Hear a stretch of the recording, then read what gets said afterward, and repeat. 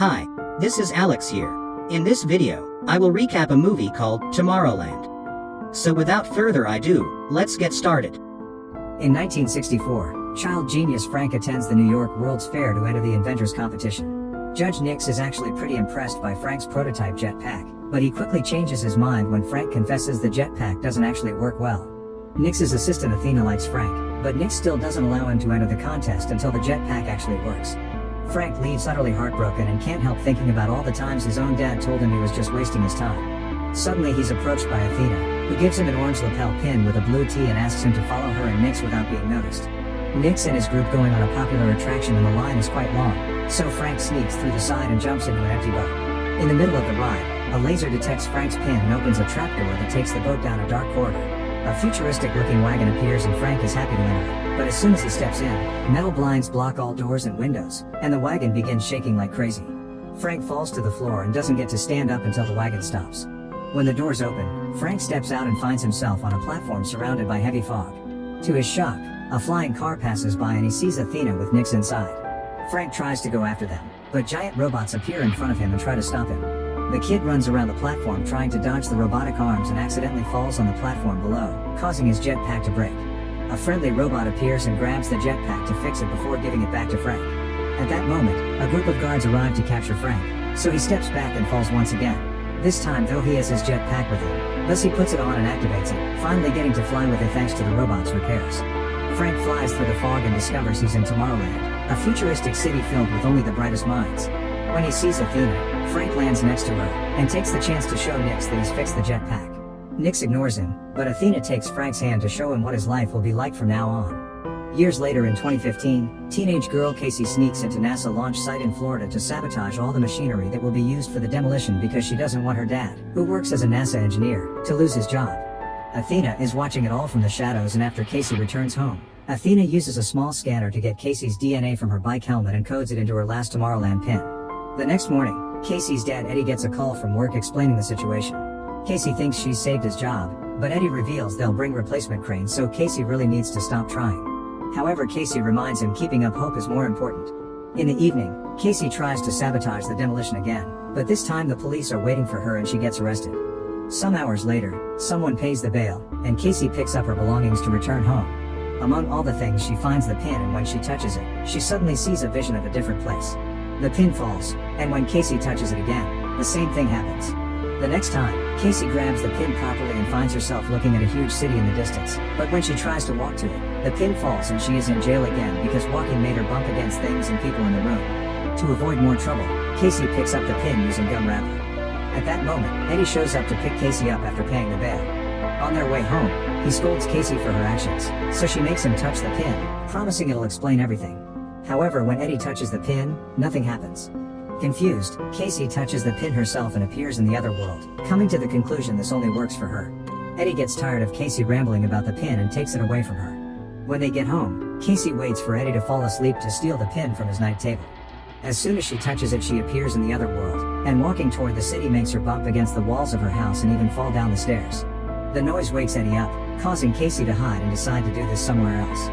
Casey goes to the middle of a huge field and touches the pin, allowing her to finally appear in Tomorrowland. While taking the train to go further into the city, she discovers the pin has a timer that is going down and that nobody can see her. Casey leaves the train at the next stop and she sees some important scientists entering a different kind of wagon. She tries to follow them, but suddenly water appears around her because the pin timer is about to reach zero. Casey tries to ignore it and pushes through the water, but soon Tomorrowland disappears and Casey finds herself in a swamp. As soon as she returns home, Casey wakes her brother Nate up and asks him for the password to their dad's computer. The siblings search for the pin online and find an ad from a store that will buy these pins from anyone. Casey writes down the shop address and asks Nate to tell their father she's going camping with some friends. In the morning, Athena shows up at the house, so Nate gives her the camping excuse. Athena can tell he's lying and pressures him until he finally confesses. Meanwhile, Casey makes it to the shop from the ad. The eccentric clerks are clearly interested in it and confirm that what Casey saw was real. Tomorrowland is a place where all the brightest minds gather to create freely without the chains of government and greed, and the only way to access the city is through the pin. The clerks want to buy the pin and to know where Casey got it, but when Casey refuses to cooperate, they press a button to lock the door and reveal a pair of futuristic weapons that can shoot plasma. Casey tries to hide among the merchandise, but the clerks find her anyway and demand information on some girl. Suddenly, a grenade breaks through the window and freezes the clerks inside a force field. An armed Athena enters the shop too and explains it's a time bomb that won't last long, then helps Casey get her hand out of the field. Unfortunately, this causes the bomb to shut off and the clerks are free again, so they counterattack. Athena fights them hand to hand with the help of Casey throwing merchandise at them, and when Athena removes one of their heads, Casey is shocked to discover both clerks were animatronics. After announcing the animatronics are about to self-destruct, Athena drags Casey out of the shop just in time to avoid the explosion. Then Athena breaks a car window to open it and pushes Casey inside before using a special tool to make the car start as she explains they need to escape before they find them. On the road, Casey begins asking questions, and Athena tells her she was the one that gave her the pin. Before she can say more, she suddenly begins malfunctioning, and Casey watches in horror how Athena fixes herself because she's an animatronic as well. Scared, Casey jumps out of the car and Athena tries to follow her, but as soon as she steps on the road, a truck hits her. The driver immediately comes to check on her, and Casey takes the chance to steal the truck to escape. However, Athena is just fine and immediately runs after the truck, jumping through the window to steal the keys and lock the door. Casey begins yelling, and Athena finally manages to shut her up by conforming Casey as her last pin and they need to quickly go to Tomorrowland because they built something they shouldn't have. Meanwhile, the cops arrive at the exploded store and discover a burned robot head. Before they can investigate more, a man named Dave shows up, introducing himself as Secret Service. After seeing the robot head, Dave also pulls out a futuristic weapon and kills all the cops before turning to his companions, announcing they've found the girl and they should tell Nix. The girls are making their way to New York to find the only person that can get them back into Tomorrowland. Casey begins asking questions about the other people that got pins, but Athena can't answer and shuts down. The next morning, Athena wakes up and takes over the driving so Casey can rest. Athena tells Casey that the person they'll be visiting is called Frank, and once Casey falls asleep, Athena keeps herself entertained by remembering all the good times she used to have with her friend. Hours later, Casey wakes up when she's suddenly pushed off the truck in front of a house in the countryside. Seeing as Athena is driving away, Casey has no choice but to approach the house, only to be chased by a guard dog. Casey trips and falls on the mud, which makes her realize the dog is not leaving prints because it's a hologram. Ignoring the fake beast, Casey knocks on the door and shows her pin to the camera, asking to be taken to Tomorrowland. A sudden burst of air pushes Casey back and an older Frank comes out of the house, demanding to know where Athena is. Hearing she's gone angers Frank and he tells Casey to leave because Tomorrowland is nothing but a manipulated lie. Then Frank returns to his house and locks the door. Casey refuses to leave and waits outside even while it rains. Eventually, she gets tired and looks around to make a plan. By starting a fire on the plowing truck, Casey gets Frank to leave the house, and while he's too busy putting the flames out, Casey runs inside and locks the door. When Frank tries to enter again, Casey just pushes him back with the same burst of air. Casey begins looking around the house, finding all sorts of crazy inventions. One particular machine plays a record of little Frank trying to make Athena laugh, and Athena telling him to stop trying. In another room, she finds a bunch of screens keeping up with the news and a timer that is slowly going down. Suddenly, a secret door under the stairs opens and Frank gets back into the house, ready to kick Casey out, but she convinces him to give her some answers.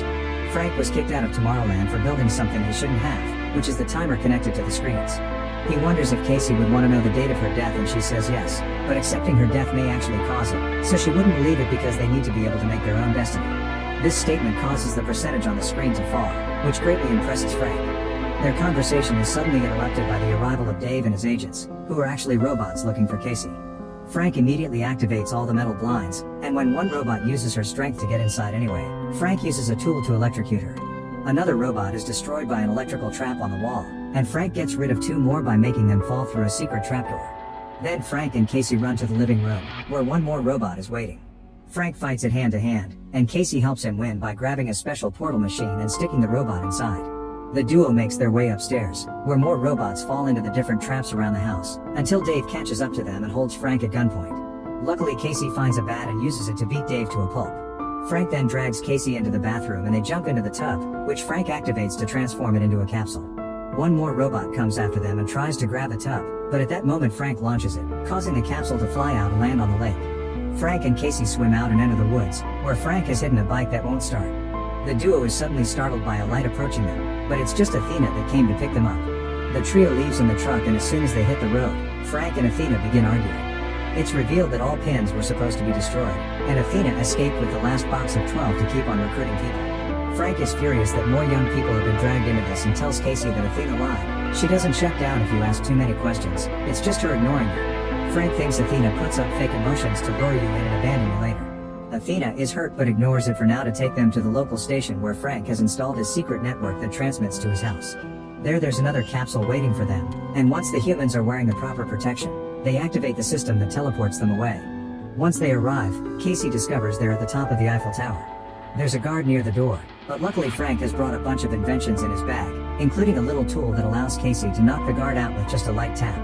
They enter a room with an exhibition with famous inventors, and Frank explains that Eiffel, Verne, Tesla, and Edison were the ones that started Tomorrowland by using the Eiffel Tower as an antenna that took them to the other world. There have always been rumors of a secret entrance, and after searching around, Frank activates it. This causes the Eiffel Tower to split into two and reveal a rocket, so the trio hurries inside as more robots arrive to capture them. The energy that the rocket expels when taking off pushes the robots away, and after flying up for a while, the robot goes back again, opening a portal as it falls at a great speed. Moments later, the group arrives in Tomorrowland. The authorities saw them fall and are coming after them, so Frank makes Athena hide a special bomb he brought with him inside her body. The first one to meet them is Nix, the city governor, who wants to arrest them. Frank and Athena quickly change his mind by informing him Casey was capable of lowering the percentage on the screens. Shocked, Nix takes the trio to the headquarters where they keep Frank's dangerous invention, called a tachyon machine. When they take the elevator, Casey sees holograms which happen to be flashes of the future, caused by the machine that utilizes a particle that moves significantly faster than light. The group enters the center of the machine and Frank teaches Casey how to use it, allowing her to look at any point in humanity's history. Casey is shocked to see herself in her house a few mornings ago, and Frank explains the machine can also look forward, so Casey begins going through history at a high speed until she finally sees the issue. The machine has predicted that in 58 days, the world will end. Casey doesn't understand why they aren't warning people on Earth, and Nix explains he doesn't care because that's the world that will end, not Tomorrowland. And he won't allow anyone to move in because they'll do to Tomorrowland the same thing they did to Earth. Casey refuses to accept this, and her attitude causes the screen to flicker for a second, showing a better world. Frank tries to point out this proves there's a chance, but Nix just knocks them all out. Moments later, Frank wakes up and finds Athena telling them they'll be deported again. Casey is depressed because this whole adventure has been for nothing, and when Frank tries to comfort her she snaps, accusing them of lying to her. As she begins to rant, she suddenly has a moment of realization. Frank has been pirating the machine's signal to watch it at his house, and the signal is floating around Earth, zapping these ideas of doom into people's minds. It's a self-fulfilling prophecy, but if Casey could change it with her optimism, it means that turning it off would allow people to see the light again. The guards come to pick the trio up so they can be kicked out of Tomorrowland through a portal.